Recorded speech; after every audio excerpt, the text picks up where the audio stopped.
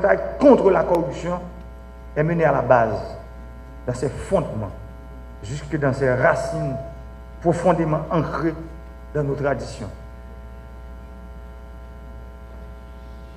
La plus grande bataille aujourd'hui contre la corruption consiste à libérer l'État et l'administration publique. Libérer l'État et l'administration publique des griffes d'une oligarchie corrompue.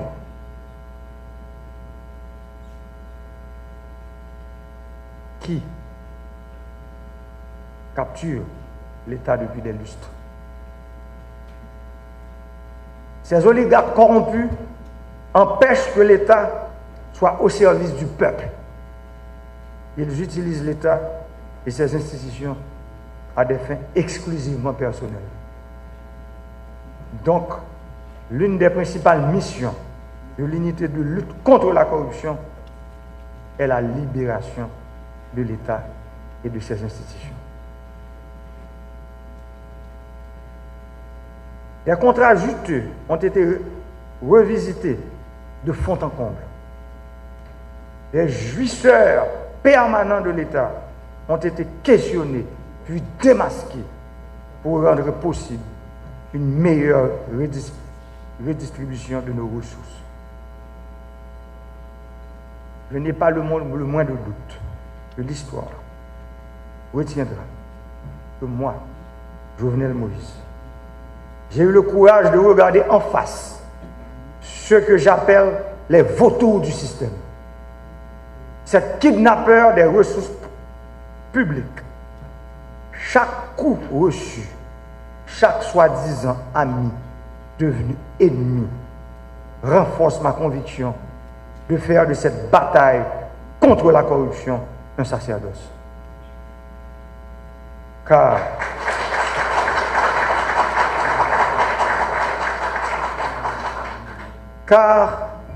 il s'agit de la cause républicaine et c'est la plus noble qui soit.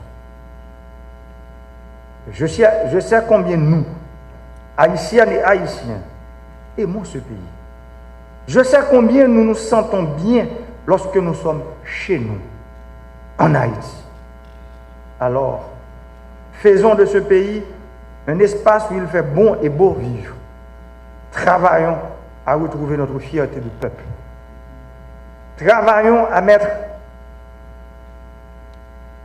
à laisser aux générations futures une administration publique dédiée au service public, au bien-être des plus nécessiteux. Réveillons la conscience citoyenne qui est en nous pour construire ensemble ce pays dont nous rêvons tous. Chaque citoyen a son rôle à jouer dans cette bataille, car la corruption implique au moins deux personnes, un corrupteur et un corrompu. Il nous appartient toutes et tous, ici et maintenant, de décider de la société dans laquelle vivons cette génération et celle à venir. Nous sommes appelés à réinventer notre avenir dans ce pays. Aussi, j'entends mettre la jeunesse à profit dans la lutte contre la corruption, notamment nos élèves, les plus jeunes d'entre nous. Ils sont l'avenir et l'espoir de la nation, le gage de ce nécessaire vivre ensemble. D'ailleurs, le choix fait du nouveau directeur de l'ULCC en témoigne notre engagement à la jeunesse haïtienne. À l'heure actuelle, il est fondamental que nos professeurs, nos parents soient aussi sensibilisés sur la nécessité d'éduquer les enfants sur les valeurs d'intégrité, d'éthique, de responsabilité, de civisme et de citoyenneté pour une transformation intégrale de la société de demain. Apprenons à nos enfants le sens du travail et ses vertus. Apprenons-leur que voler l'État, c'est hypothéquer le développement durable. Ils doivent être conscients que commettre des actes de corruption constitue un crime qui compromet leur avenir. et celui de leur père. Nos élèves, nos enfants doivent être convaincus que s'enrichir illicitement est un déshonneur qui jette dans l'affliction et dans la misère bon nombre de leurs semblables.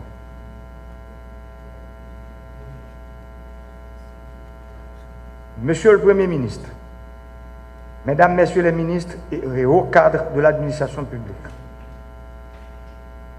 avoir l'opportunité de gouverner implique aussi une lourde responsabilité. La responsabilité de ne jamais céder à l'individualisme. On dirige par l'exemple. Nous ne devons jamais cesser de travailler à améliorer nos résultats. Nous devons mener une action collective et effective contre l'atomie de la vie économique, sociale et culturelle de notre pays. Privilégions le bien commun, le bien-être collectif. Sem ak frem kap vivent dans le pays, tant que tout ça kap vivent dans la diaspora. C'est pour nous parler. C'est pour nous dénoncer. Dénoncer les gens qui demandent nous l'argent en bas de table pour un service dans le bureau de l'État. Parce que j'ai ouais bouche payée, pas qu'à servir encore. Il faut que nous dénoncions tout. Là, nous connaissons un monde qui a détourné l'argent de l'État, matériel de l'État, pour régler les affaires personnelles, avec la famille, aux amis. C'est devoir nous toutes. Moi, je connais que ça m'a donné pile courage, en pile détermination, en pile bravoure. Parce que là, c'est gros chef, gros autorité qui a matériel de l'État, par exemple. La caillou. Ou même directeur départemental, ministre, directeur général, travaux publics, nous qu'on paie ou bien nous gêner pour nous prendre. L'on paie ou nous gêner ou c'est complice. Ça veut dire ou sont corrompus tout. Même gens avec les gens qui fait là. Prendre job l'État, c'est pour un engagement devant le peuple là, pour servir. Et pour servir, c'est là où il y a une capacité pour mettre bien l'État au service. Et Jean qui a fait ça, c'est là où bataille pour empêcher les gens de prendre bien l'État pour servir tête pas. C'est là où gourmet pour empêcher le groupe de gens de prendre bien l'État pour servir tête pas. Il faut que je dise à nous connaître que nous avons une responsabilité pour nous toutes entrer dans la bataille contre la corruption dans le pays. Nous songeons qu'il y a des décisions, là moi-même, président, je prends des décisions pour prendre. Tant que nous avons changé, ancien directeur général électricité d'Haïti dans le pays, nous voyons qui s'est passé. Les décisions prennent pour que le président CSPN ait mobilisé la force publique pour que le bureau EDH pas de bouler parce que tout le monde qui est dans le service de renseignement dans le pays te connaît. Si je soit ça, l'État pas de prendre l'électricité d'Haïti, je dis à nous pas bien bureau EDH ça en bas, l'État boulé.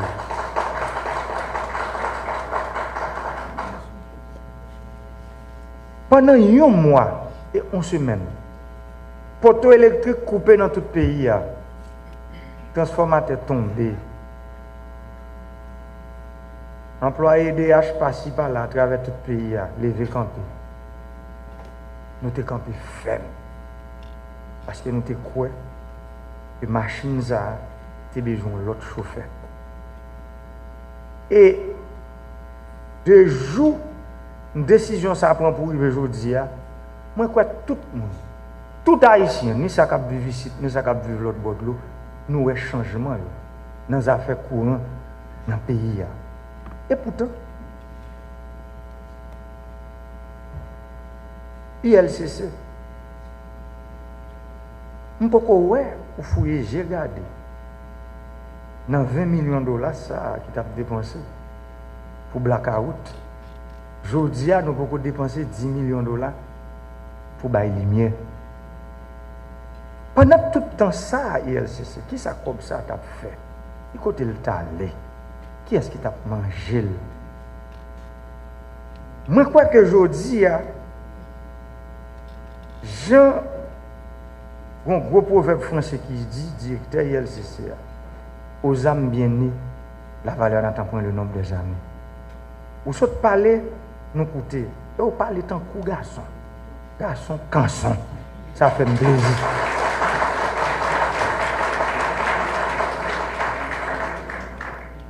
Ça fait un plaisir pour moi, pays, des jeunes qui comprennent, qui route que nous voulons faire l'État.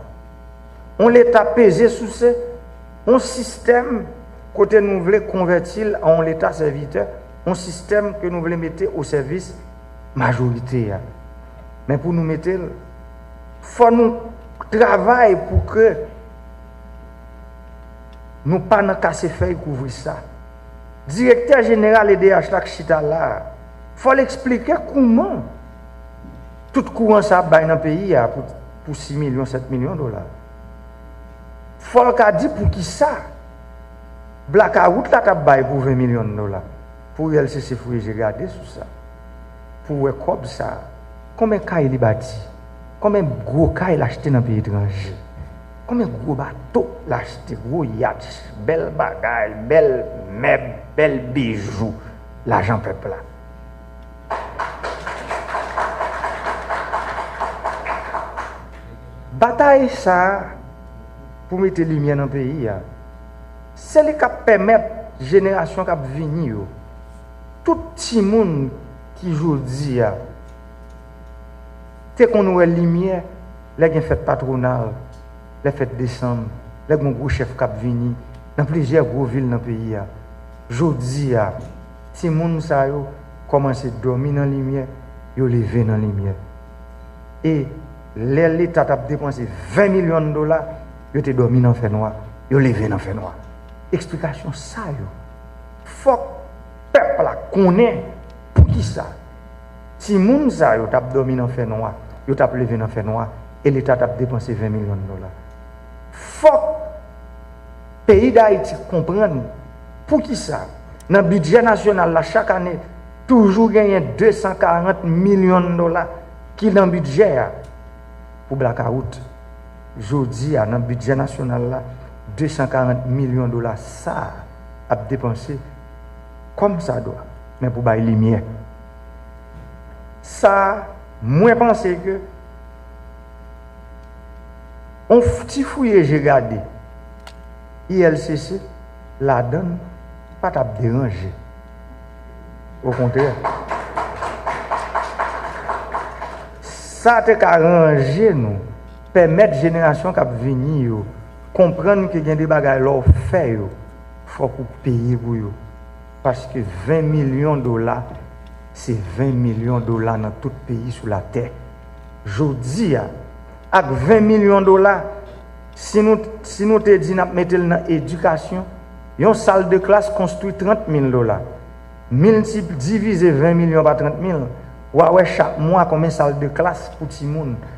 Ministre de l'Éducation nationale, là, mais il dit que le pays a besoin de 70 000 salles de classe pour nous faire offre scolaire, là, vu une réalité à une vérité, pour tout le monde qui a allé à l'école gratis, tout bon vrai. Jean-Maman loi pays a dit ça. Si vous prenez 30 000 dollars une salle de classe, vous multipliez par 12, ça vaut 360 000 dollars pour l'école. On dit pour mettre cafétéria et autres. On dit là 500 000 dollars. 20 millions qui a construit 40 l'école chaque mois. Regardez depuis qu'il est l'État dépensé 20 millions. 2008, 2009, 2006, 2007.